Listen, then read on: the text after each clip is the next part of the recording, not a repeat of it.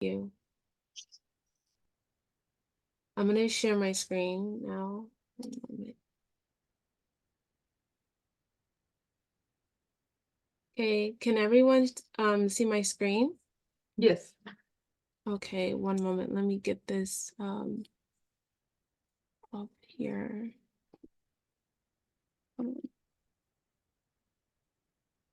There's a way to get this bar off, and I forgot how I did it the last time. Hold on.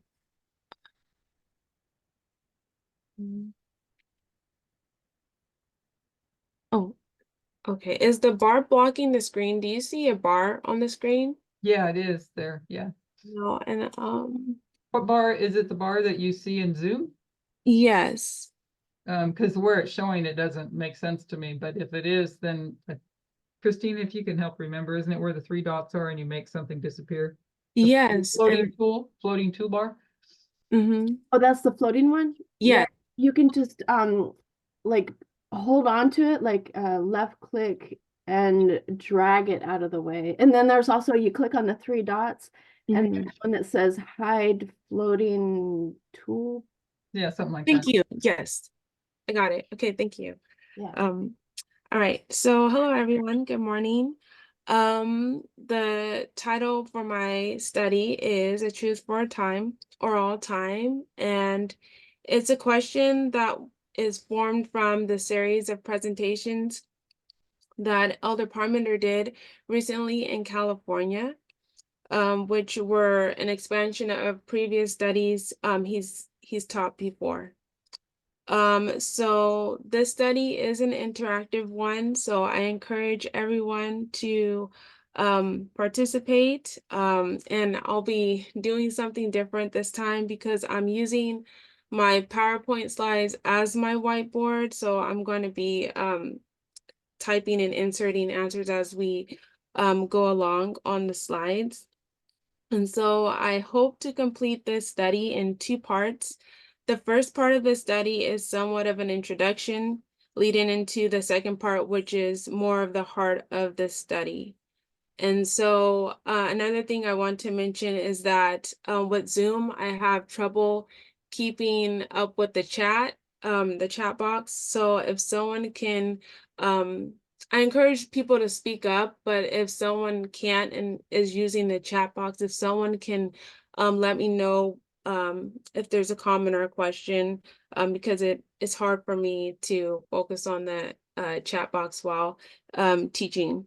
And so another concern I have, or if someone can let me know, like if there's like 5 minutes or 10 minutes until time, so that I can give me a 5-minute warning or so before time.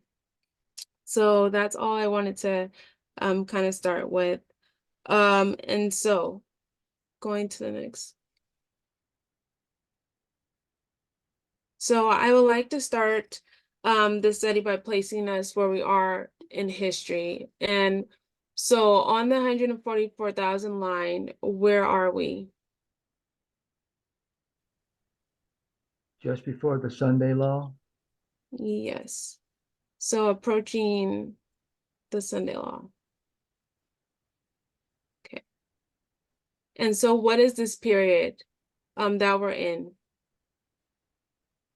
The agitation. Good. Yes. The agitation of the Sunday law. Good.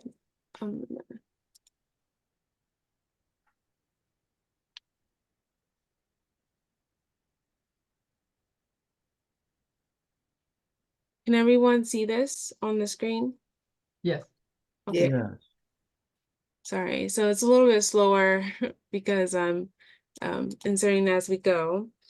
And this is just It's really cool. I like it. okay. And so what is the truth for this time? What is the truth for this time? Yes. What is the truth for this time? Equality? Okay. Anyone else?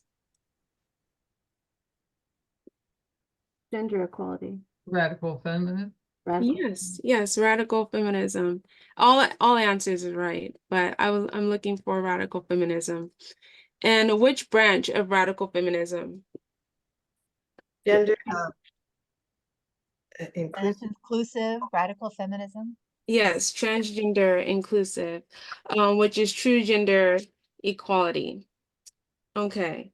So, to start this study, I want to define what truth is not. So in this circle is what truth is. And so I want to list words that describe what we understand truth not to be. So what are some words that we know define what truth isn't? Inequality. Okay, inequality. And why do you say inequality?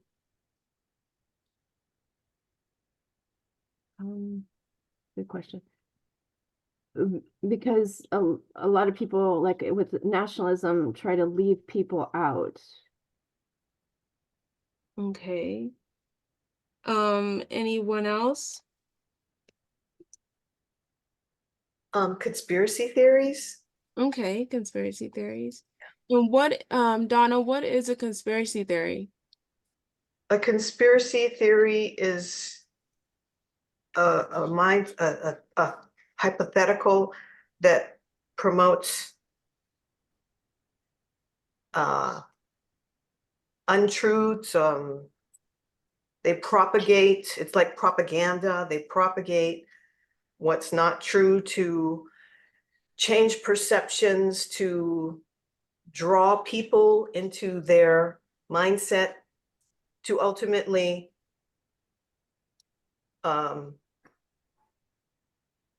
deceive the masses. I don't know. That's just one of them. Okay, so right, so conspiracy theory is a theory that rejects the standard explanation for an event and instead credits a covert group or organization with carrying out a secret plot. So it's like a made-up story that is basically used to that is taking the facts to of what happened or a theory and it's crediting an organization or group or someone else over a secret that is more like a secret plot of why something happened, you know, that there's more to it that was involved, that is like has a secret agenda or a secret involvement that to explain why something happened. If does that make sense? I don't know if that makes sense. Yes, very good. Thank you. Thank you for that clarity. Okay. Anyone else? What about looking for the Sunday law to be passed? And that is what truth is not. Right, because we're not looking for a literal Sunday law. Okay. So in this exercise, if you can give me one word that defines what truth is not. Lamar, Patriarchy. patriarchy. Okay. Okay. It's interesting that I hear and I agree, but I haven't heard someone say a simple answer like, oops.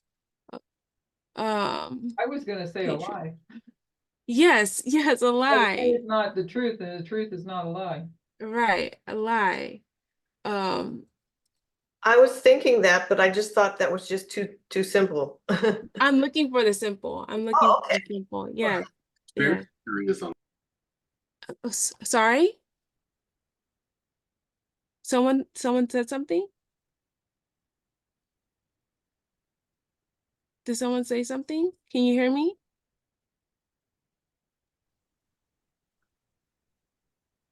Oh no. No, we can hear you. Oh, No, we okay. can hear I you. thought I heard someone. Okay.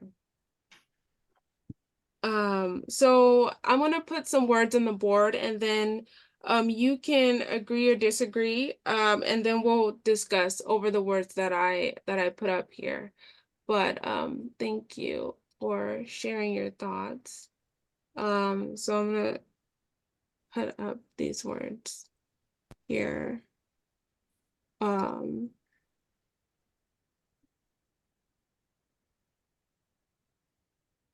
It went to that black You screen. blacked out. Okay. Can you see now? Yes, Yes. Okay, because I'm sorry, I'm using my oopsies. I'm using I have I have some words down, so it wants to put this over here. Okay.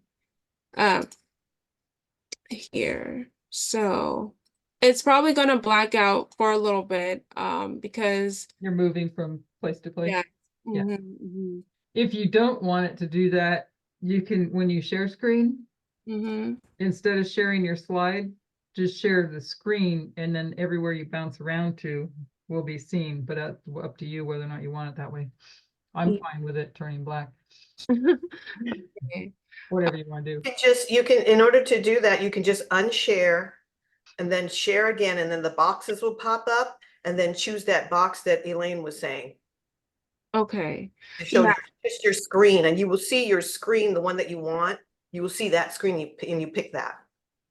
Yeah, but I kind of wanted to put these words outside of this circle to give a visual. That's why I'm putting it here. But I'll just say the words just for time's sake, because I think if I do the back and forth copy and paste, and sorry, because it's a new experience for me that I'm trying out. So thank you for being patient with me. But yeah, the words that I have error. Let me see. So we know truth is not error, and what is error? Manual put in half truth. Half truth. Thank you. Half truth, and what is half truth? A lie. Yeah. That's true. It is a lie. It's not truth. But more specifically, it's a statement that conveys only part of the truth. So, especially one used deliberately in order to deceive someone. So it's a half truth.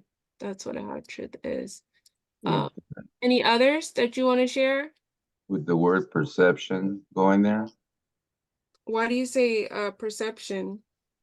because sometimes what you perceive is not truth. Okay, okay. That is the conclusion you come to with whatever facts you have or want to have, I guess. Okay, so like your thought, perception, like thought or opinion? Right. Okay, yes. And what makes a thought or an opinion not true? Or your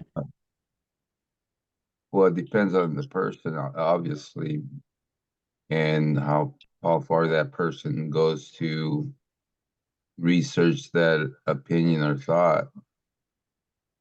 If he's just thinking it and with no facts or figures or anything, there's a good possibility that it may not be totally correct or right or truth. right. So if I were to say all cats are the best pets to have, is that true? It's an I opinion. I That's know an for a fact that they're not. yeah. So it's so it is Yes, yeah, okay. So cat owners, it might be. But that's my opinion. It's an opinion, yes. right. It's not true. It's disputable. It's disputable. And so, um, fake news. What about fake news? What is fake news? Deception. Propaganda. Deception. Deception? Okay. So fake news is information that is clearly and demonstrably fabricated, so made up, and that has been packaged and distributed to appear as legitimate news. So it's basically not true. um Yeah, information. in wartime they call that propaganda. Mhm. You know, Yeah, we can put propaganda down here. I know Donna also, I believe, mentioned propaganda. And what is propaganda again? it's misinformation. Communication that is primarily used to influence or persuade an audience to further an agenda. So But- which may not be objective and may be selective, presenting facts to encourage a particular synthesis or perception. So information that is biased or misleading, right? Yeah. And what about bias? What is bias? You Anyone? mean like preconceived ideas? I know Well, it's not one word, but when you're biased, then you're looking for what it is your idea is. So, Like it's related to opinion. Like a prejudiced, and that's related to an opinion too. yeah. yes. So a prejudice in favor of or against one thing, person, or group compared with another. So usually in a way that is considered to be unfair. So one-sided. That's what a bias is. It's the colored glasses you look through. Mhm. What about misinformation or disinformation? Christine, what is misinformation? Misinformation is information that's been shared that is based on lies, but disinformation is where someone actually creates it intentionally, and it's lies. So Mhm. misinformation is shared, but you don't know that it's not right. But Mhm. disinformation is where somebody creates it not right, incorrect, intentionally. Okay, yeah. So misinformation is false or inaccurate information, getting the facts wrong. And disinformation is false information, which is deliberately intended to mislead, like you said, intentionally misstating the facts. So So- they're both wrong information, but one is purposeful. Mm-hmm. Is that what you're saying? Yeah, yeah, but yeah, they're both, yes, both wrong information, But but one one's is deliberate. more intended to deceive. Yeah. And So- oh yeah, go ahead, Susan. Well, so I was thinking, so facts, like you said, instead of, fabrication, where they're fabricating to, So are you saying facts? What are you saying yeah, about facts. Mm-hmm. Facts is how we find the truth. Okay. Okay. So facts, can we say facts is the truth? Well, I never, I'm really thinking. I enjoy Okay. this exercise. What do you Okay. think? Yeah, we'll get to that. We'll get to that. So any others? I put rumor up there. What is a rumor? Manuel posted white lie. A white lie? What is a white lie? I think that goes along with what he said with the half truth. Okay. So usually somebody would say a white, from my, correct me if I'm wrong, but in my understanding, when someone says white lie, it's like a white lie that is a little lie. So it's not a big lie, it's a little lie that someone would justify saying. Is that what a white lie is? Is that how you understand it? So it would still be a half truth. Still be Yeah, a it's lie. still a lie, but some people will justify it. Is that how you understand a white lie, Manuel?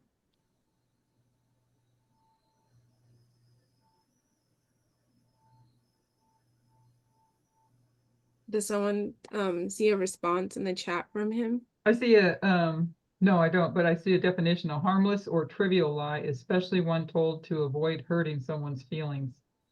Right. So it's a justifiable lie. In Yeah. a way, or what if you're throwing a surprise party and you tell the person, we're taking you to this, but you're not really taking them to that place. You know what I mean? Like it can be done in an innocent way, yet it can also be done in a deceptive way. I Okay. think it runs on both lines, white lie. Okay. What is a rumor? Gossip? Okay, gossip. Okay. So a currently circulating story or report of uncertain or doubtful truth. A tell of of explanations of events, circulating from person to person and pertaining to an object, event, or issue in public concern. That could be exaggerated or, yeah, basically, like you said, gossip. Okay. What about hate speech? What is hate speech?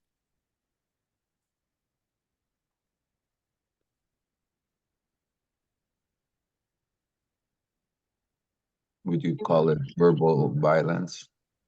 Yeah, that's a good way of explaining that. It's abusive or threatening speech or writing that expresses prejudice on the basis of ethnicity, religion, sexual orientation, or similar grounds. Okay. What about fallacy?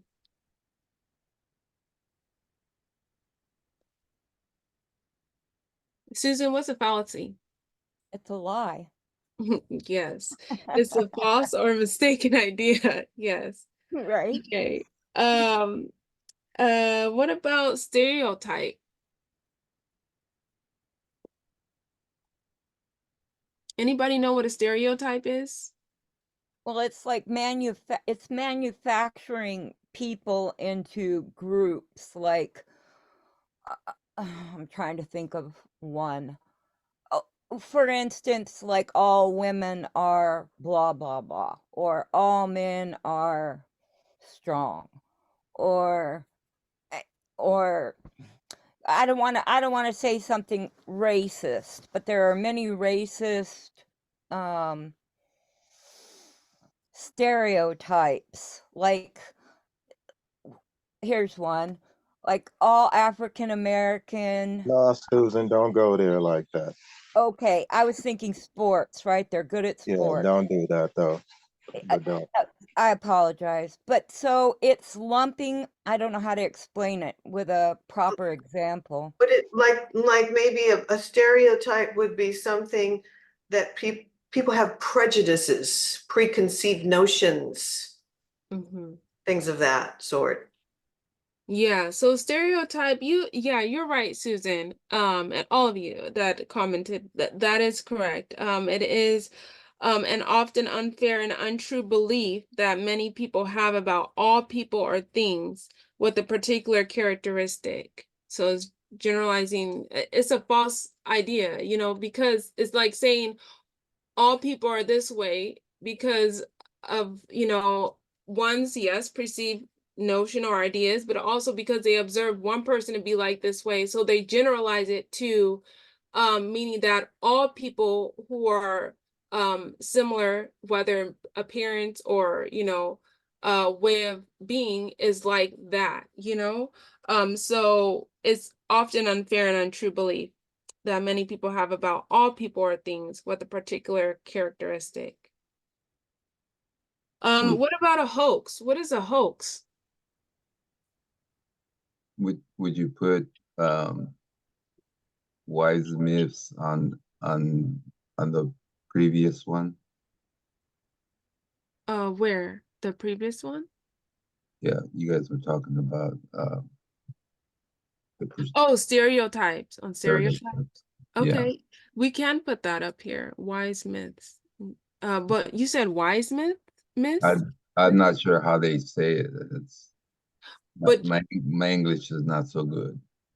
oh, okay. So where does wise come from with myths? If my question makes sense. Like where did you hear wise myths? Why would someone say wise myths? Isn't that an oxymoron? Is that what you call an oxymoron? It's something carried over from I don't think I've ever heard anybody say that. Me neither. That is an oxymoron. Yeah, I mean, I don't mean to, if you hear me chuckling, I think because it is an oxymoron, that it's kind of funny. But thank you for sharing that because it's really interesting. I've never heard of that, and it's really interesting to hear. But as far as myths, we know that those are lies, not true. So I'm glad that you mention that, but I will put wise myths as you put because I've never heard of that. But is really interesting. But as far as myths, we know that that is not true. Those are not true. I've heard it more from the older generation versus younger generations. So, yeah, I don't know where it comes from or where it originated or anything like that. Okay, thank you. What about a hoax? What is a hoax? A hoax is like, what did you say, Renee? A joke or a prank, Mm-hmm. a deception. Yes, something accepted or established by fraud or fabrication. And it's something basically intended to deceive, like a scam or yeah, a joke. What about Satan? The, Can I say Satan? the originator of lies. I was gonna say the father, but there's no gender in that. There would be the originator of lies. Okay, oops. I wonder why is there a box on my, I think it's because you're going back and forth to a different page. but I haven't gone back to that page. That's Oh, you interesting. haven't? No, but now I did. Okay. That's interesting. Okay. It still wants to remember that page, it seems like. Okay, it went away. So Satan, when you hear Satan, why do you think that would be up here? Like you said the originator of lies. What else? Fraud. Fraud? Well, he's a counterfeit. Didn't we have a hoax? Huh? Did we have a hoax on Yes. here? Yes, we have hoax up here. Yeah, that's malicious deception. Okay. Maliciousness. Yeah, that's more than just a joke. Yes, yes, I agree. Mm-hmm. And so going back to Satan, why would I put Satan up here?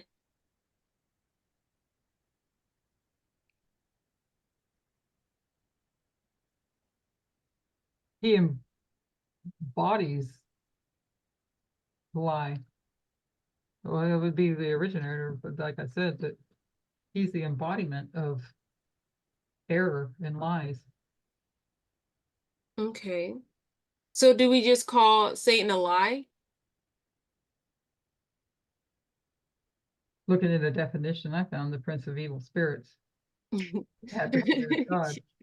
Yeah, we can because God is truth, right? So we know that we're in a great controversy between Christ and Satan, and if Christ is truth, then Satan must be lie Lies. or deception.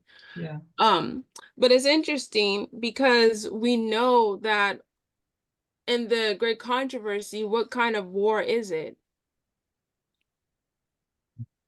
Information war. Yeah, but what else? Proxy.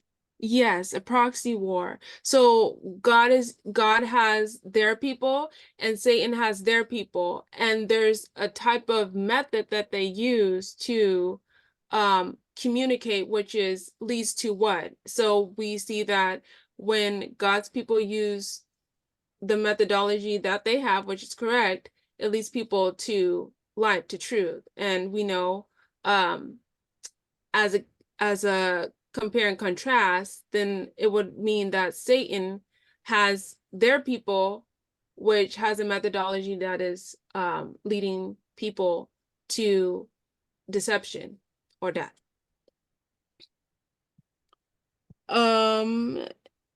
So I think I added up here inaccuracy. We can add falsehood.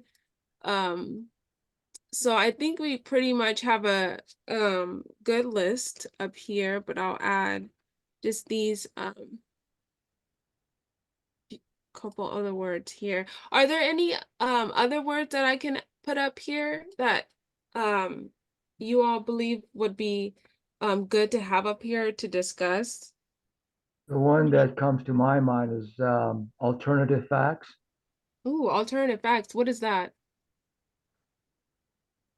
Well, taking the Lie. what seems to be a fact and skewing it in such a way that it is when examined carefully, is not the fact. Okay. Thank you for sharing that. What about darkness? What is darkness? Can we put that up here? Absence of light, darkness is false or is deception, and light is truth. Is that what you mean? You think? I actually like what you said at first, the absence. Yeah, we're getting to that, but the absence of light. So if you're in darkness, you have no light, and we understand light as another word for truth. So if you're in darkness, you can't see or understand. You're blinded because you have no light, or you have little light, but you're practically in darkness where you can't see. So yeah, you're not in truth. So What are there about any? Oh yeah, go ahead. Sorry, what about Lamar. compromise? What about compromise? Compromise. Why do you say compromise? What's I mean, it's like you know what the truth is, but you're gonna not do it for whatever reason there is. You're trying to satisfy everybody else, but standing stiffly for the truth. I remember Elder Tess talking about compromise. Is it always bad? No, there's also good compromise. okay? What about herd mentality? Would you say herd mentality? Yeah, Okay, and what's herd mentality? it's like going along with everybody else. You might not know the truth, so to mask that, you just go along with everybody else. But you don't know if everybody else is operating on misinformation or disinformation. You haven't studied it out for yourself. You're just going along with the group, with the herd. So if someone went, so that would only be in the context if they were in error, right? Because if the herd mentality was where you go along and it's the truth, But to me, it's always bad because you should know the truth for yourself. And if your only verification is just because everybody else is doing it, it just seems like that's always bad. and that's not true. That's That's not not true. true. Right. Okay. So there, How about What about dishonesty? Dishonesty? Yeah. Okay. And describe dishonesty. Not the truth. Not the truth. Okay. This- and But then how would you expand on that dishonesty? Not being honest, so not telling the truth. Lying or fabricating, telling a lie, or Okay. but being dishonest, not truthful. Okay. Okay. So are there any others Yeah, what about superstition? ooh, superstition. What is superstition? Well, it's kind of not based on facts. It's sort of like a shared rumored belief, right?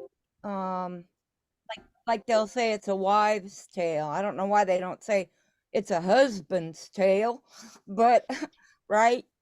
Mhm. Um, there's no science involved, no facts involved. It's just a superstition.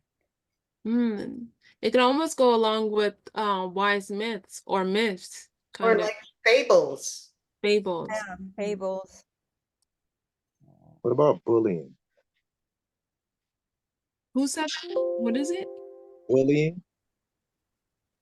Sorry. Is bullying not the truth? bullying. Bullying. Okay, you want to put bullying up here? And how do you describe bullying as not the truth? Well, it's forcing someone to do something that they might not want to do, even if they know what the truth is. But since you're more powerful than they are, you can push the false agenda. So I don't know if bullying is a tactic of Satan. It's not a tactic of God. So Right. Mm-hmm. So I can see that the focus of this is to understand what truth is not. And so we have a good list here. There's more in the chat. Oh, Jim. yeah, go ahead. One of them is fiction. Fiction. Okay. How so with fiction? Well, because fiction would be a story that's made up, as opposed to nonfiction, which is the truth. Yeah, but fiction can also be a form of parable teaching, though. True. So it can't just be thrown into the error side. It's also, you know. I think we could put, I think fiction is valid to put there, but I see your point too, Lamar. Who else? Anyone else? Other thoughts from the chat? Yeah. Okay. So we've got myth, which is likewise stories. Mm-hmm. Like we have up here with wise myths, Mm-hmm. We have deceiver. Deceiver. Okay. Deceiver. Could we put deception? Yeah. Okay.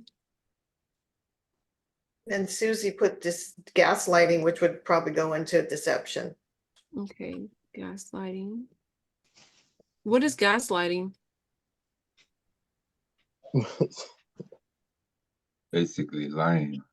When you purposely set out to cause someone to question their own reality.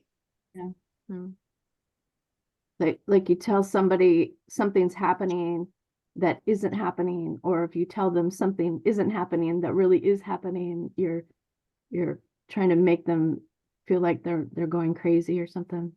Exactly. Mhm. Exactly. Yeah. So can we agree that these are forms of communication that can cause harm if accepted as fact, or as forms of communication that inhibits the ability to know the truth? Yeah. These words that we have up here. Yeah. Susie Yes. makes a good point too in the chat that is a white lie politically correct? Can you expand on that? Well, it was her chat comment, but I'm thinking that, I don't know, does it have to do with racial ties? Could Susie expand on that thought? Would you like to? Not that you have to, just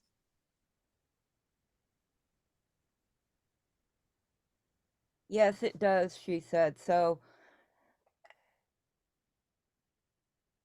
okay. Well, because a white lie is not necessarily in some situations, it may be appropriate. Let's say, what you were saying, Renee, what were you saying? If someone breaks into your house, give me your money. You tell them, I don't know where it's at, I don't have any. Or in essence, you do have some in the safe, but you don't want to tell them. No. Or if you were in Nazi Germany and somebody breaks into your house and you're hiding Jews, and then the authorities come in and say, are you harboring any Jews? Yes. We would definitely have to lie, and we would consider that a white lie, and that would be a good thing in that circumstance. So that's kind of what I'm thinking, that maybe Susie Q was thinking. Okay. That would go along with the Bible story of Rahab hiding the two spies. Exactly. Exactly. Okay. So, considering all we have discussed so far, what does it say about someone who is not in truth?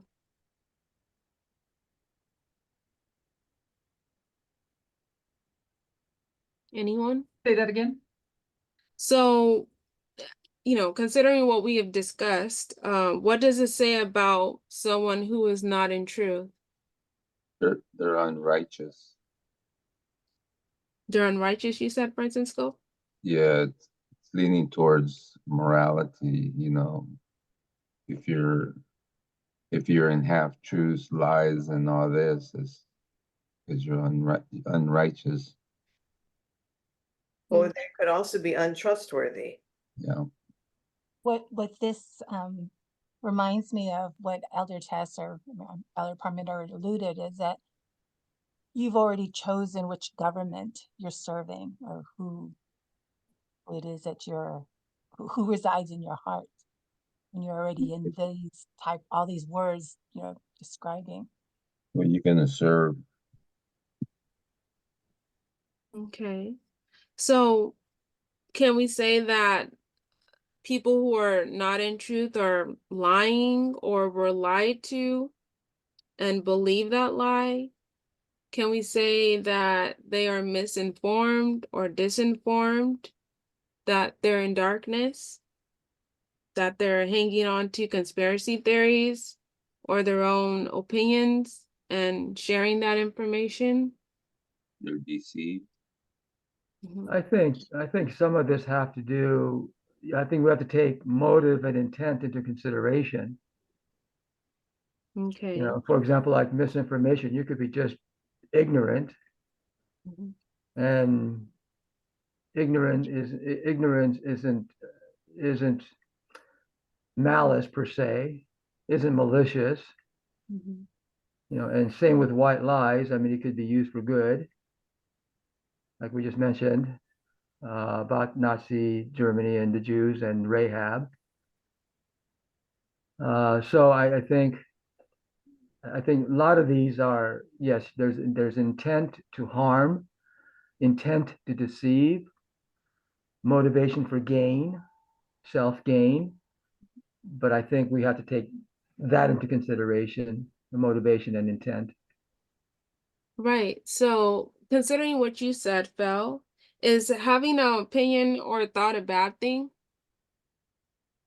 Because we have opinion and thought. Right. No, it's not a bad thing because you know, Paul, Paul says this is not law, but it is my opinion that if you do this, this would be good. Mhm. So yeah, you could have a good opinion, and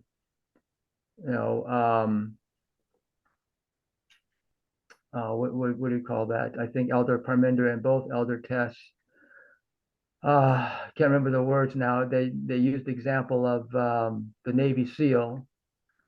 You know, good advice.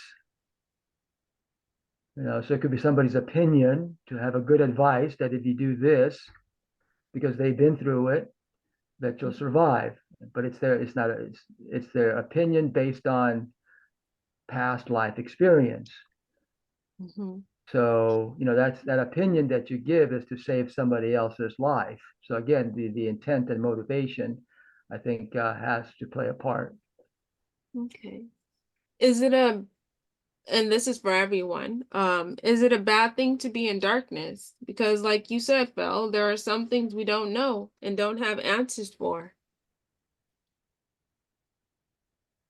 Yeah, well, before 1989, we were in darkness. Not necessarily a good place to be, but we were deceived and not taught properly. As you know, Elder Parminder mentions, being in darkness is not our fault. It's the teacher's fault. Mm. And so, no, not necessarily a bad thing. I mean, it is a bad thing, but is it our fault? Mhm. I think at some point in everybody's life that they could possibly say that they've been in darkness. I know I have, but Mhm. it's whether or not you remain in darkness. Mhm. That is what becomes, I think, bad. Mhm. True. Mhm. So, like some of you have stated and argued that lying is a good thing, sometimes, or maybe only in certain situations. Like we can even look at the example of Mordecai, who told Hadassah, also widely known as Esther, to lie about her nationality or race and ethnicity when questioned. Whether lying or by omission, if not lying by commission, she did not tell in order to have a greater chance at becoming the queen. which she eventually did and helped save the Jews. So what about that? Any thoughts about that? In that example? I think it comes back to intent. Okay, but how And, do al- and also complacency, figures into that as well. And all the other little things that go along with that. You may know the truth, but you may not act on it. And that's just as bad as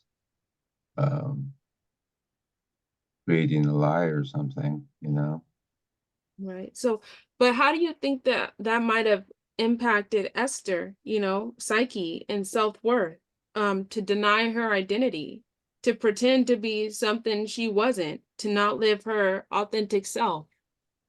Exactly. Just like the transgender community, in order just to get along with society. I think it's horrible to lie because we don't have the juxtaposed other side where if they would have told the truth, what it would have played out to. So, I think it's between you and God, but some people do it. We noticing that people are doing it to save their own fleshly life. So that point right there just makes it wrong, just for a lack of word for right now. It just makes it wrong. If it's to save your physical life, whatever it is, it's wrong. It's wrong. White lie, little lie, big lie, it's all a lie. Any other thoughts? Well, he said that it's to save your life. But I think some of the examples they've given it wasn't about your life, it was about the life and safety of another. That's right. I just Yeah, I don't think agree that's with that thinking. too. Can you lie to protect others? Like Esther did? Is that a good thing? Or Did like, Jesus ever lie when he walked the earth to protect others? Think about it. Or any? I'm not so much trying to go into the moral aspect of this, but it is an interesting thought when you think about Very. the impact, of Esther having to deny her ethnicity, deny who she was, and couldn't be her true self, and how that kind of could have damaged her. I mean, we know the end of the story, but the actual experience and how that could have, how that really truly impacted her, we don't know. But we can see, in the lives of others, when you're not being able to live your true self, when you're not allowed to, be who you are, when you don't have that safe environment to truly be you, it's kind of damaging. I But have a thought on yeah, go ahead. now. It sounds to me like all these lies, the opposite of truth is fear. You're living in fear and you're being imprisoned by everything that is not the truth, because the truth sets you free. I know, any thoughts on that? Anybody? Any thoughts on what Anna has said? I agree with her. Okay, So how? And I'm noticing also with that this list here is not absolute. It's like a mixture, and it's like the exact insignia or the exact quality of Satan. He just doesn't come with absolute lies. He comes with a mixture. So it's easy to deceive you. It's a part truth and part not. Like, we can Is that lie, half white truth? lies. Is that half truth? Is that half truth? Can we say that's half truth, or what? No, I'm saying as I'm looking at this list, there's always the other side of them. Okay. They're just not completely for the lie side. And it's just how Satan is. He always comes with a little bit of truth with a little bit of lie. So it throws you off. It's like that's his distinguishing mark. And it's coming out clearly as I'm looking at this list. Okay. Okay. So I heard someone, I think it was Donna, say earlier, mentioning about and I think Donna and Phil, talking about, um, you know, not necessarily being in darkness is a bad thing. It's not a good place to be in, but it's also not a bad thing necessarily. But I remember Donna adding that to, in my words that I'll put, um, to remain in darkness or to cling to one's own thoughts and opinion as truth, or to tell a lie or live a lie, and these are my, words, is harmful and dangerous. I think that I can say that. Do you agree or disagree?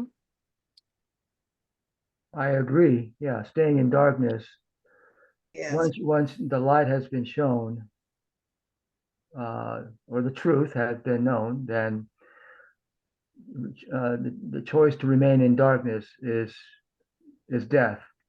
So yeah, it's not a good thing. Yeah, to tell a lie or live a lie. I mean, it's harmful. It's dangerous. We can say that. I also agree with what you said, Victoria, about not necessarily looking at this as a moral situation, because we may be put in situations that looking at things morally is inappropriate, is not the best way to do it. That we have to look at things plainly, maybe, but not morally. Would you say like you have to exercise common sense?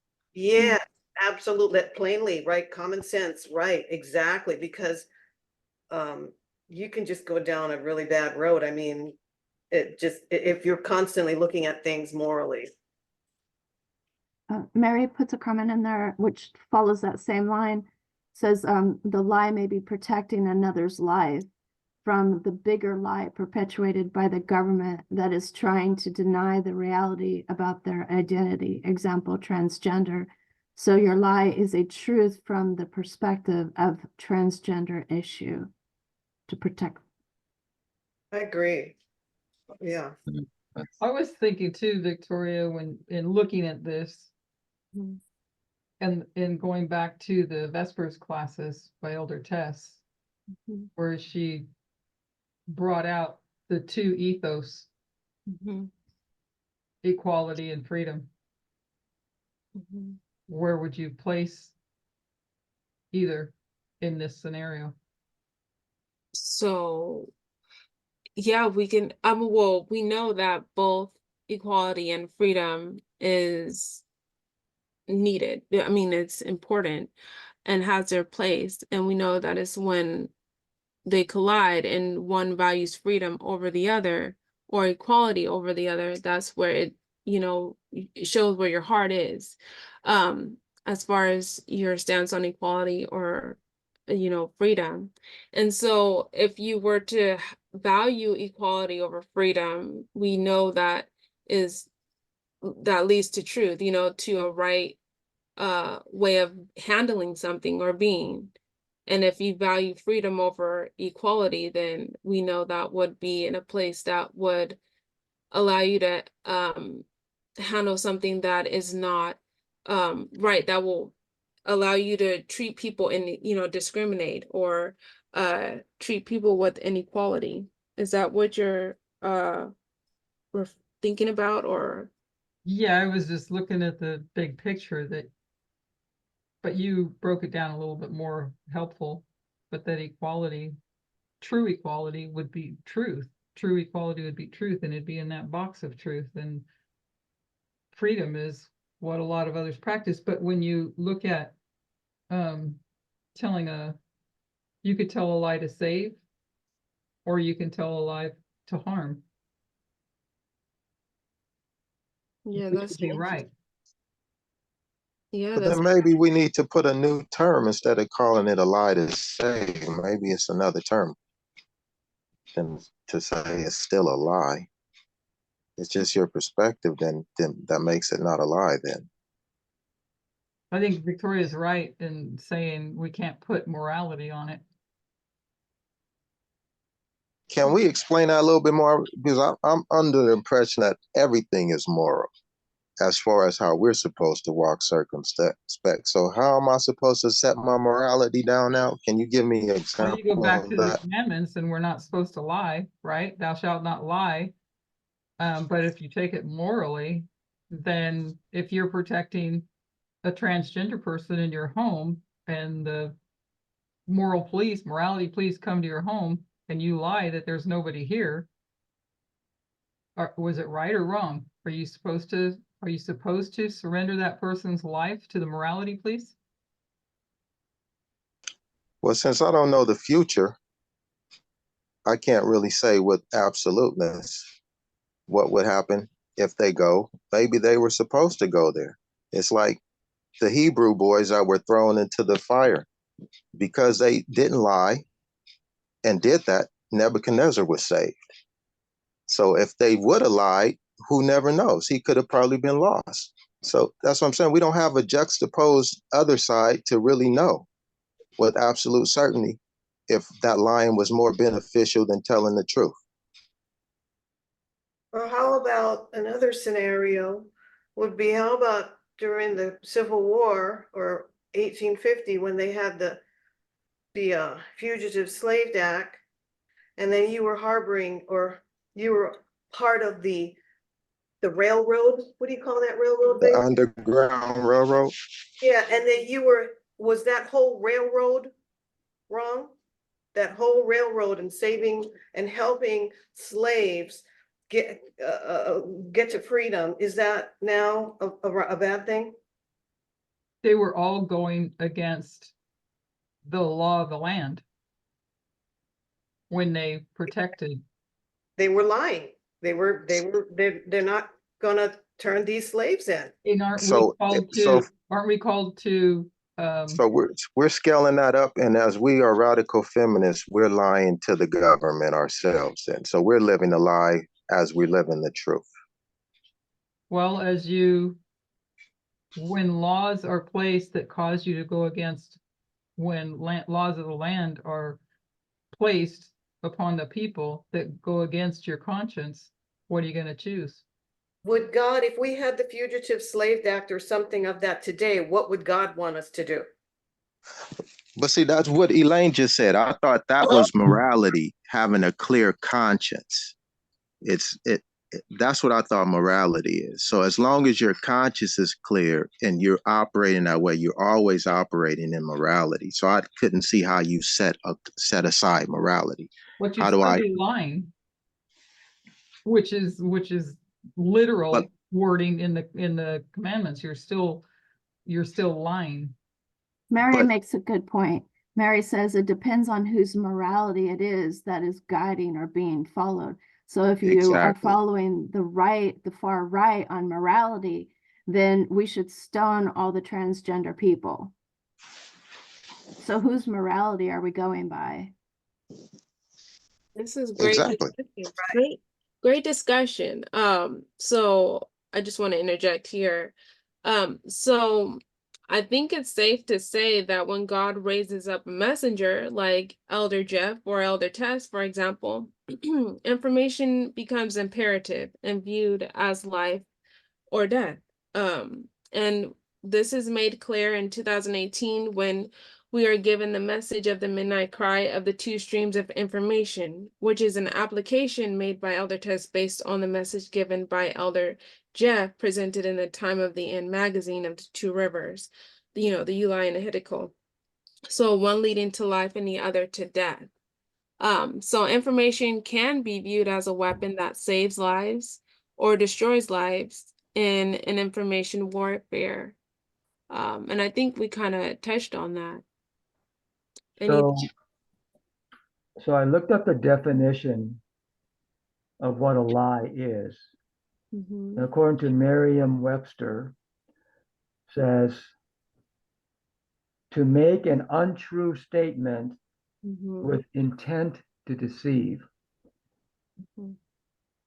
to create a false or misleading impression. So by this definition, Mhm. hiding the Jews to the times of Nazi, hiding the spies, times of Rahab, or hiding transgender, possibly in our time, for the intent to save their lives, would that really be a lie, according to the definition? And I would have to say no, it's not a lie, according to this definition. Yeah, I agree. I agree. But if you look at it literally, like I think that's trying to be said, if you try to look at it literally, we have to look at things prophetically. So yes, that defines with harm. Okay. So are we okay? Any other thoughts before we move on? Yeah, there's one more thought that always bothered me, Mhm. and maybe this is a good place to hash this out, is, I mean, I don't want to say Jesus lied, but if we're looking at misinformation, he did. Yeah, I was gonna say one of those examples too. Yeah. When he told his brothers, I think his brothers asked him, "Are you going to go down to a feast or something?" I can't remember. And he said, "No, I'm not going." And then after they left, he went. So technically speaking, that's a lie. I was looking for that Bible verse, but I couldn't find it. But perhaps you know what Bible verse I'm talking about. And that always bothered me. Does anybody have a comment on that? If we're talking about lies, I was gonna bring that example up too, Phil, but I didn't have a rebuttal, so I have no comment either on that. I have no comment. okay. Yeah, that I said, that always bothered me. I missed your statement there. What was your statement? Well, according to our definition of what lie is, Mm-hmm. Jesus lied. Because there's a Bible verse in the New Testament. I think it was a feast. His brothers asked him, "Are you going to go down to," let's just say the feast, because I'm not sure what I can't remember what the context was. His brothers asked him, "Are you going to go down there?" And It was go up. It was go up. What's that? It was go up to the feast. Oh, go up to the feast. Okay. And Jesus clearly said, "No, I'm not going." But then after his brothers left, he went.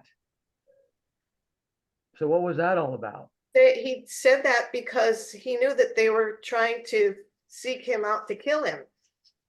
Right, but he lied. Yeah. So he lied to protect his life. So earlier we said, do you protect others or do you protect yourself? But when he protected himself, who was he protecting? Us. The whole world. Yeah, us. Yeah. So there is so if we say that Jesus lied, was it a white lie? Was it appropriate time? Was it appropriate for him to mislead? And so, because we're talking about lies here. Mhm. When is it appropriate? When is it not? So clearly it has to do with intent and motivation. So some lies that we perceive as lies are not lies. Because there's not intent to harm. Yeah, because if you look at that just as morally, that's morally wrong. But if we're looking at prophetically, there has to be another meaning. Correct. Okay, there's John 7. John 7? Thank you. Yes. John 7. Renee, were you wanting to say something, Renee? Yes, go ahead and let Phil finish. Okay. Looking that scripture up, no problem. John 7. What's the verse? 7:7. And that's a doubling there. No, that's not John 7:7. 7:8.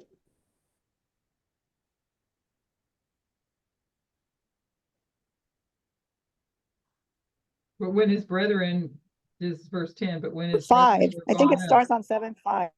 Yeah, but 10 is, but when his brethren were gone up, then went he also up unto the feast, not openly, but as it were in secret. So we did go. Mhm. Yeah, so yeah, But so what I'm, basically it but starts at 3. He says, his brethren therefore said unto him, depart hence and go into Judea, that thy disciples also may see the works that thou doest. For there is no man that doeth anything in secret, and he himself seeketh to be known openly. If thou do these things, show thyself to the world, for neither did his brethren believe in him.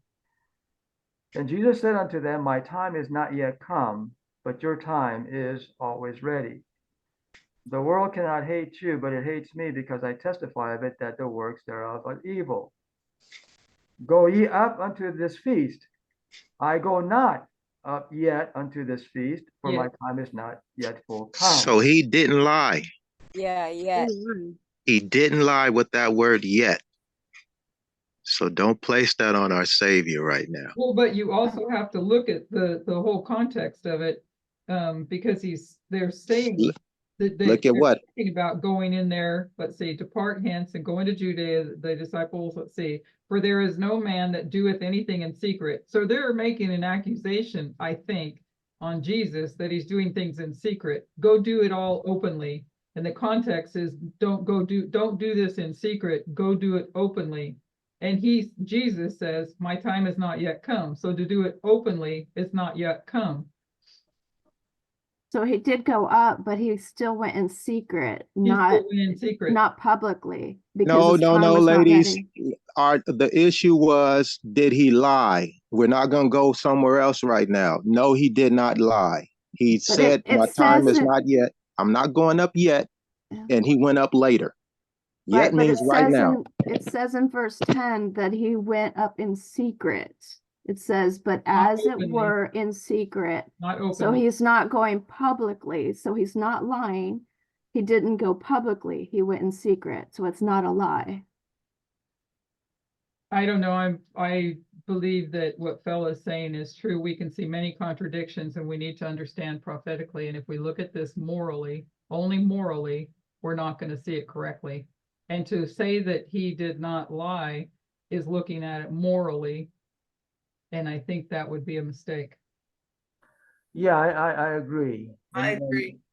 And now, because we are taught to look things prophetically, we have to understand this verse differently. Yeah, but it still says that I'm not going to go up yet because he doesn't want to be seen yet. But then he does go up, but he goes in secret, so he's not going up publicly.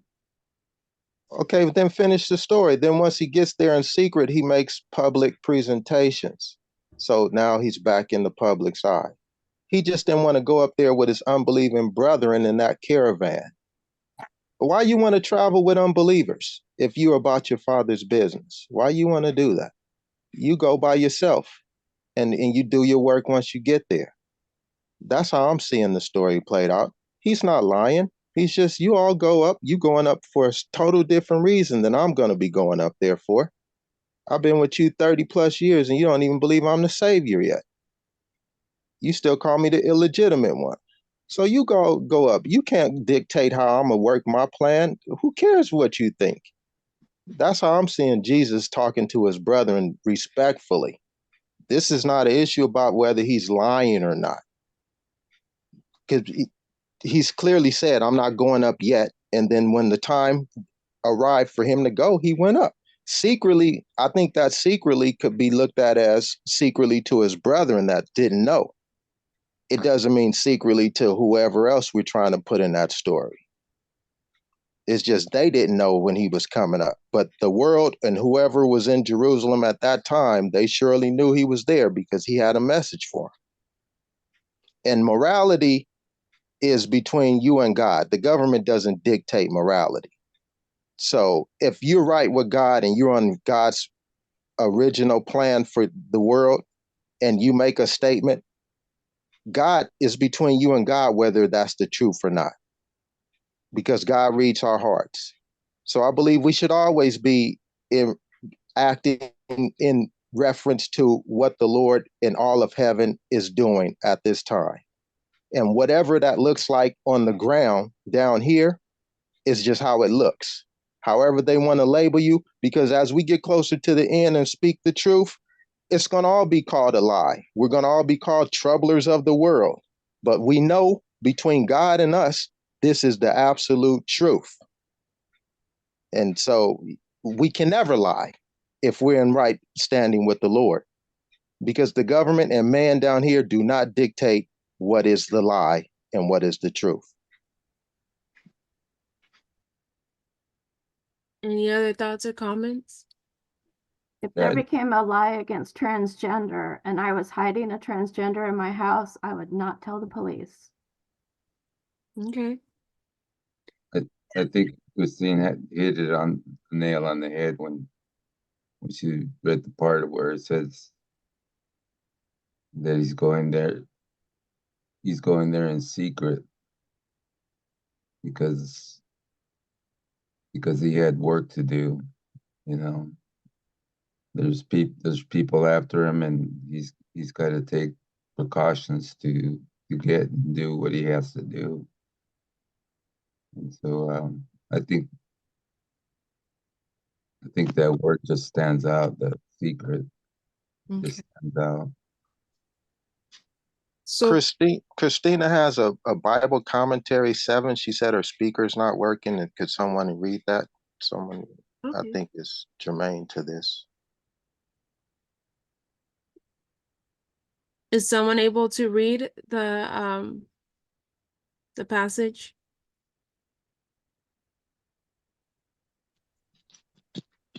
Okay, I can look it up if Elaine, do you have your app open right there, or Phil, or someone? I'm getting my tablet.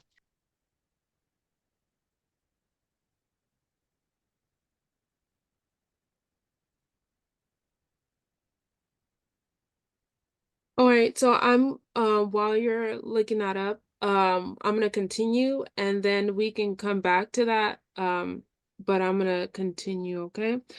Just let me know when you're ready. So, now that we described, what we understand about what truth is not, what is truth? Susan, what's truth?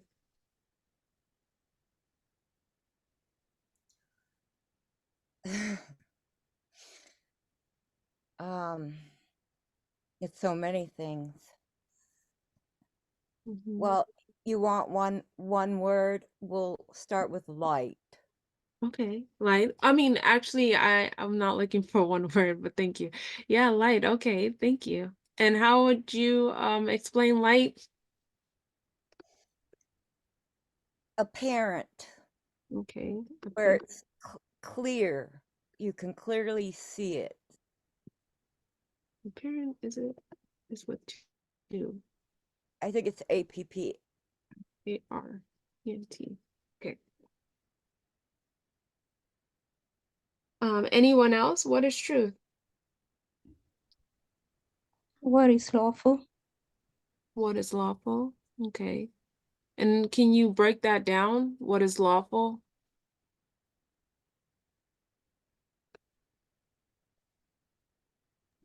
Give me a minute to think.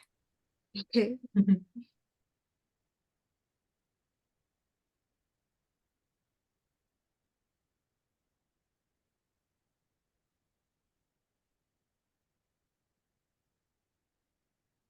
All right. Anyone want to? Yeah, just one more thought, Victoria. Yeah.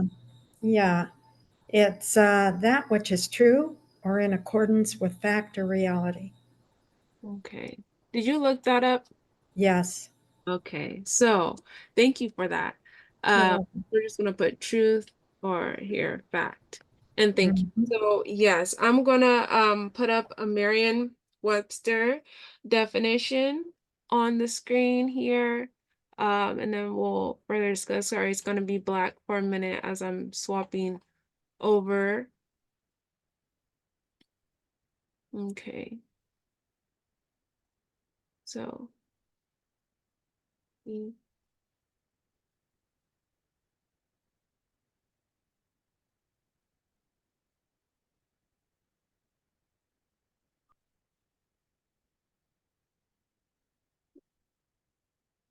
okay.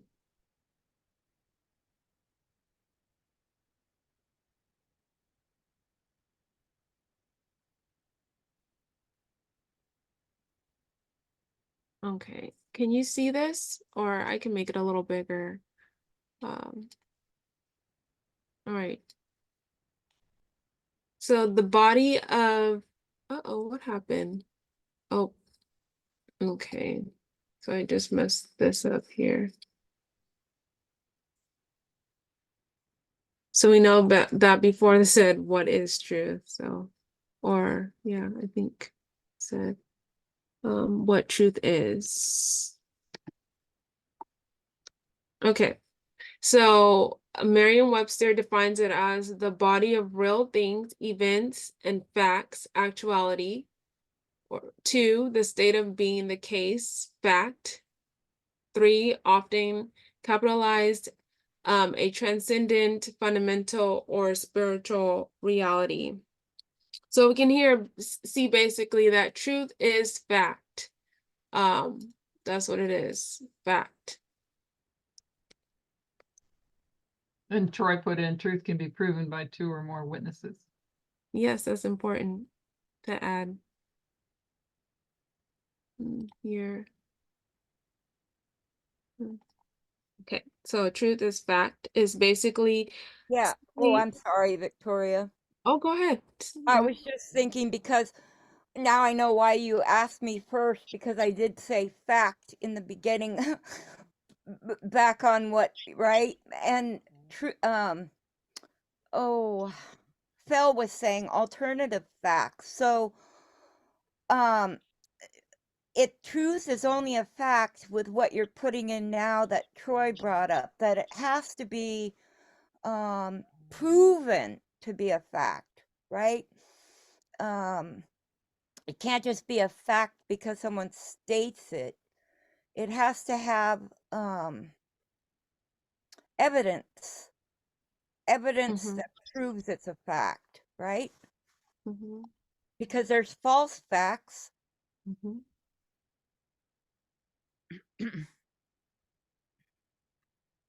Okay. So I'm gonna, this is probably a reflective question, but the fact that you said that, we said earlier that God is truth, and how do we prove God? And I'm not trying to go on moral, but that's just something to think about. But I agree that we do need to have evidence to for our theories. I mean, to prove what is truth. We do need to have a correct methodology, a truth that helps us to establish what is fact. Yes, because we each have personal experiences, right? That are facts for us. But just because it happened to us doesn't make it a fact for everybody.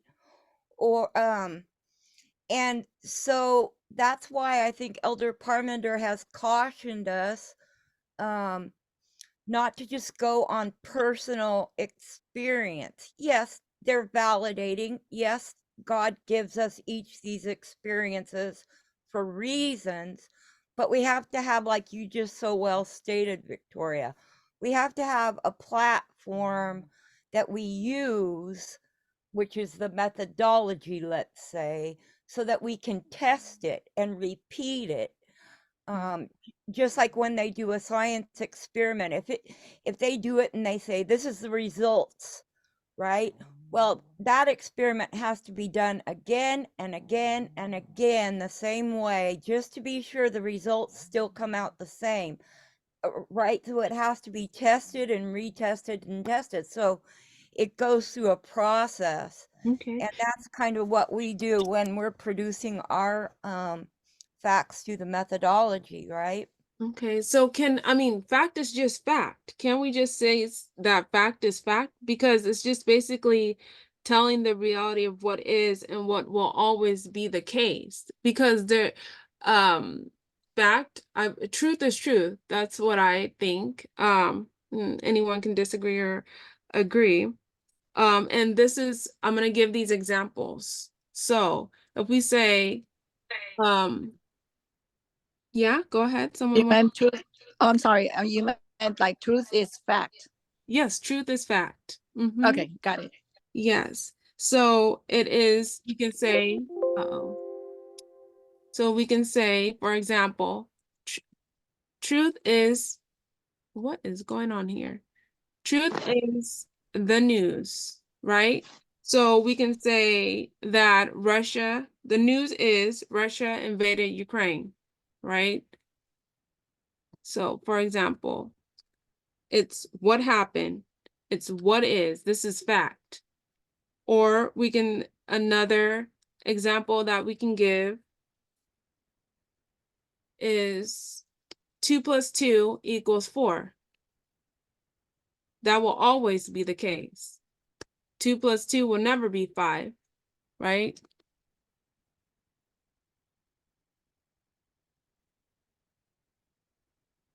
Any thoughts?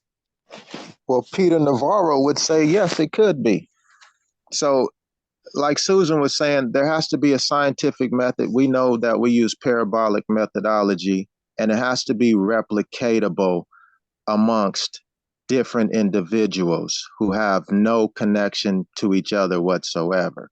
Because it just takes me back to that when Trump was in office and he was bringing up Peter Navarro, a scientist, to refute Fauci's, his declarations. And so you have these two scientists claiming they have facts and they're going back and forth, but their facts are totally on the opposite end of the spectrum. So, what are you going to use to determine if this fact is truly a fact? It has to be replicatable. It has to have a methodology to it. It just can't be just because it's a fact, it's truth. I agree with that. But simply put, truth is basically fact. And if we're telling the news, Russia invaded Ukraine, that is what happened. Or if we're saying 2 + 2 is 4, that is and will always be the case. It's the truth. It's the fact of reality of what is, right?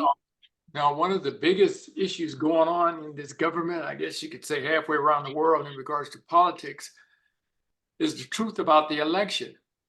Now, there was 0.0 fraud found in regards to the 2020 election. Somehow Trump keeps and Juliana keeps claiming the non-truth about there was fraud going on, but they haven't found it. No evidence. No evidence. None. So the truth Has to have evidence. has to have evidence, and they have had 0 evidence. And that's one of the biggest factors. Now, I heard Biden's words yesterday, the strongest I've heard in 4 years. He said the fraud claims of Trump and all his downline cronies is a lie. It is not the truth. I'm like, whoa, Biden saying that? Okay. But that's one of the biggest issues going on about that. And Juliana, well, he lost. They had to sue him again because he keeps claiming untruthful things. So it's getting interesting. Yeah, thank you for sharing that. And so I agree that definitely truth needs to have evidence, and a correct methodology that it can that is repetitive, in which you can repeat to find the same answer. But we do know that, I mean, truth is basically fact, simply here, as far as definition. And when we're speaking of, you know, what truth is, and simply, this is just a simple definition and understanding, is that it is basically fact. And when you're sharing the news or information, it is what it is, you know, unless, and we already defined what truth is not. So if it's a lie, then it's not the truth. If someone's telling fake news, someone's saying other things, we know it's not the truth. According to our understanding that truth is fact. It is what it is, as far as the reality of something being. And as in these examples, Russia invaded Ukraine, that is what happened. If there's any alternative facts or different versions of the story or anything biased, any other method of false communication, then we know that's not the truth. Right? If somebody comes to you and says that 2 + 2 is 5, and they tell you that here we have this way of how we can compute that 2 + 2 = 5, you know that is just not right. It's not fact. Anything Because that there's a gives methodology, right? exactly. depends With on your math. And that's what God gave us with this message, is the methodology, because otherwise it could be a person's perception. They see something from their perspective, and to them it's a fact, but somebody standing in another area could see the same situation going on, but from their perspective they see a different piece. So there's, I think Mary also mentioned it, there's subjective and objective ways of seeing facts. And so, yes, I agree with you, Victoria. I'm not trying to argue. I know that is the definition for fact. It's just that I really think the methodology is, which is not in that definition, is how we develop the body of real things, is how we have developed the formulation of the correct events to put on the line, is how Right. we, right? And that has developed our actuality. To us, it's reality, and we know it's truth, but we had to take it through a process, Right. right? So yes, with that thought, let's continue on. And because I agree with all that has been said, but in a simple understanding, that's why I said a simple understanding, important word, simple, is that it's fact. Okay. And how we get to that is, you know, that is just explaining more of the details, but simply what truth is fact. It is what it is. But so let's continue. And if I can have someone read John 14 verse 6, I'll put it up here on the slide in just one moment. If I can have someone read it once I have it there. Okay.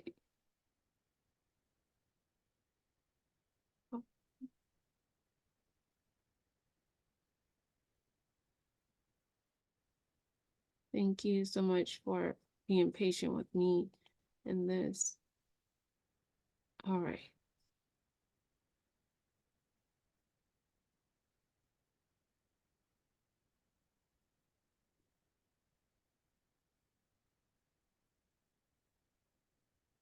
What did I do? See, here we go. All righty. So this is supposed to be John, John 14 verse 6. If someone, I'm gonna make it bigger. If someone can read it for me, let me make it bigger real quick. Can you see this? Yes, Okay. You want to read it, Elaine? sure. John 14:6, right? Yes. Jesus saith unto him, I am the way, the truth, and the life. No man cometh unto God but by me. Yes. And so how do you understand that? How do I understand it? Yeah, this verse. What is it saying? Simply. Jesus is our example. Or Jesus is the truth, right? Yes, the truth. Jesus is the way. Jesus I say it that way because of the previous discussion, but I think we need to stay off the previous discussion maybe, or I don't want to go there. But, Okay. but that Jesus is the example, the way, the truth, and the life. Yeah, so that's what I'm looking for. Jesus is truth or God is truth. That's what I'm looking for here. And so how does God reveal their character or their truth to us? Anyone? I know someone. Well, Jesus had to come down. I mean, God Right. had to come down in the form of Jesus and walk this earth to show us, right? Right. So earlier we discussed about Satan when we talked about why Satan, I put Satan up there.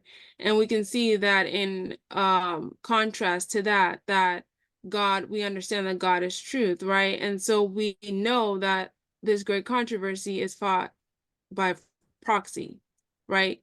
So there's a group of God's agents and a group of Satan's agents, right? In this great controversy. So, with that said, how does God reveal their character or share their truth? Lily said parables. Through the Okay. line. Yes, thank you. The lines, parables, but I'm looking more for the lines. Yes. Thank you. And so we also, as we can see here, so we also refer to the lines as the hand of God.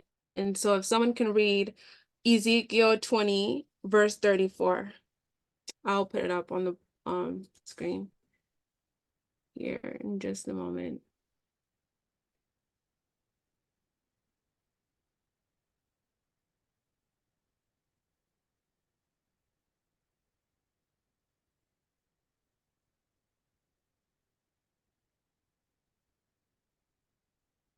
Okay, and this time I hope not to delete this.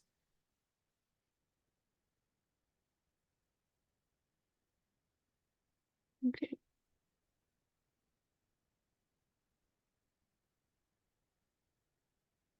Oh, good job. Alrighty, let me make this a little bigger here. Alrighty. Can someone read this verse for me? Ezekiel 20, verse 34.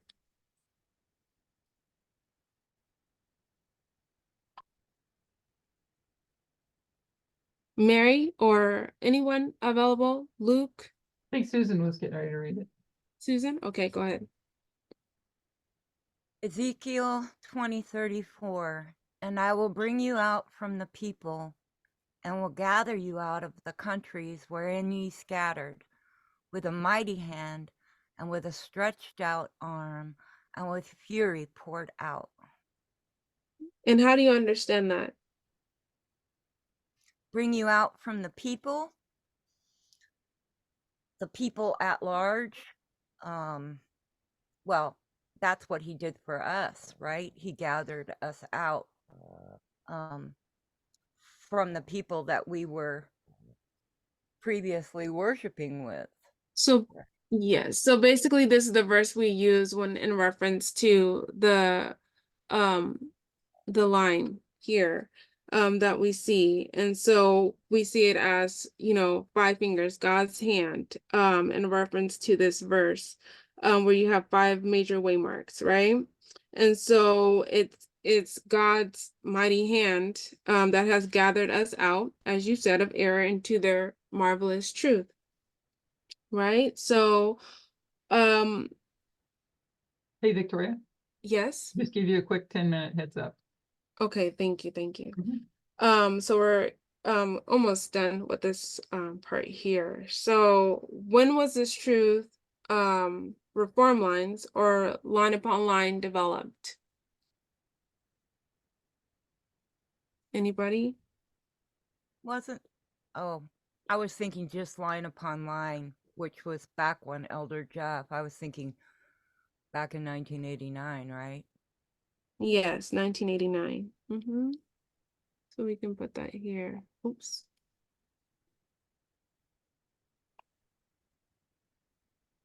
And 1989. And we have reform lines.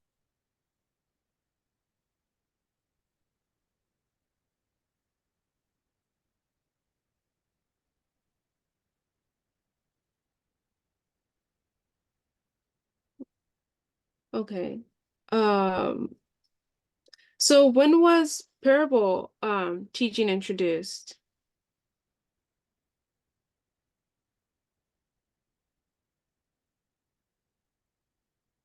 Anyone?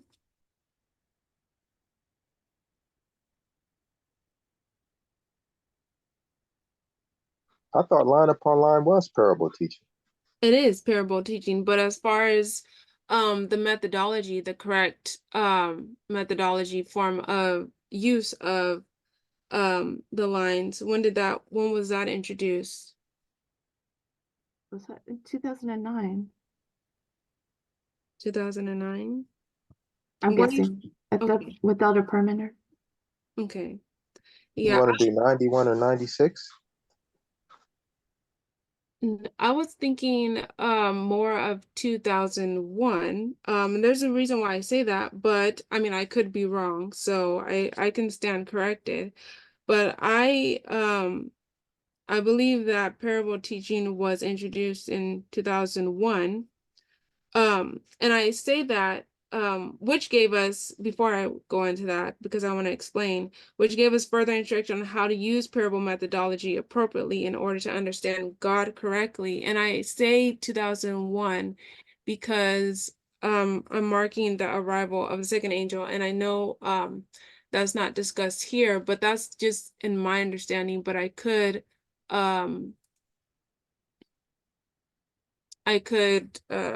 but yes, that's why I'm marking it here, but I could be wrong. So, or 2001. Right, 2001. Oops. But because we know that Elder Parmenter, the leadership is, I thought someone would have said 2014, but we know that with 2014, that's when the leadership went from Elder Jeff to Elder Parmenter, and Elder Parmenter was teaching in parables, but we know that that was that prior to that, that parable teaching or method was already introduced by then.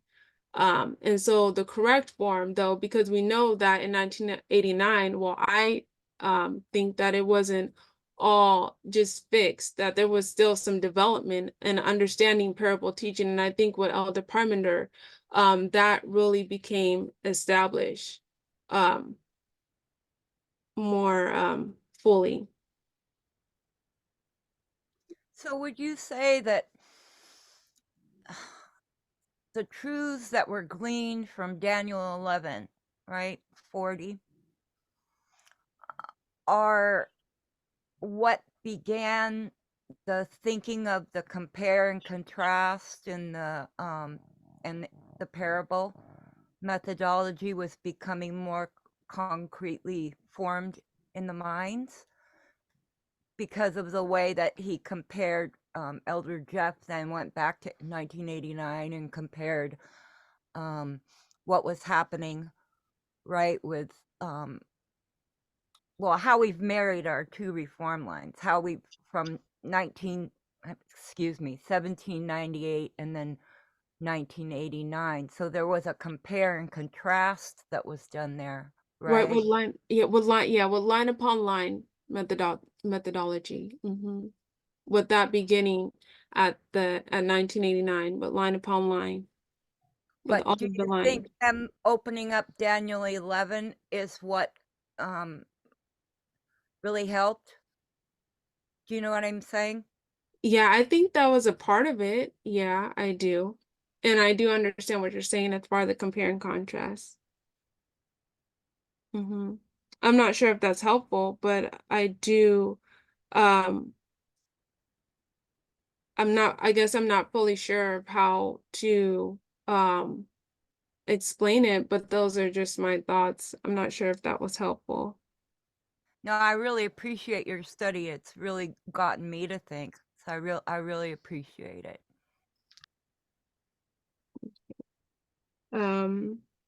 So just coming to a close on this part is that we went through a comparison and contrast of what is truth and what truth is not.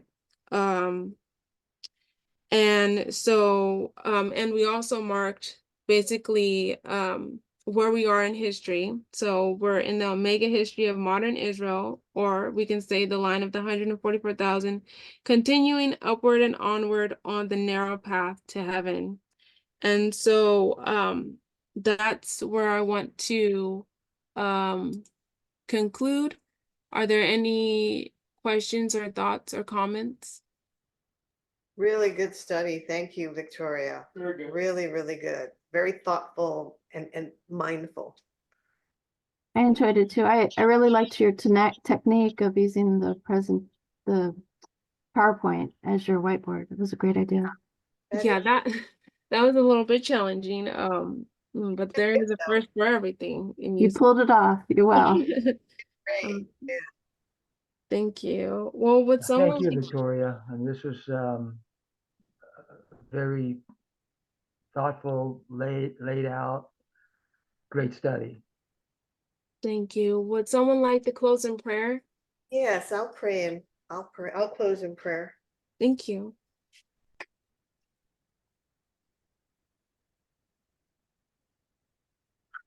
Dear Lord, righteous and true, thank you for leading us through these perilous times where untruths are so prevalent and confusion and deception abounds. Help us to be able to see the forest through the trees. Strengthen us by your Spirit that we might be able to discern what is truth. Help us to be living examples of your character.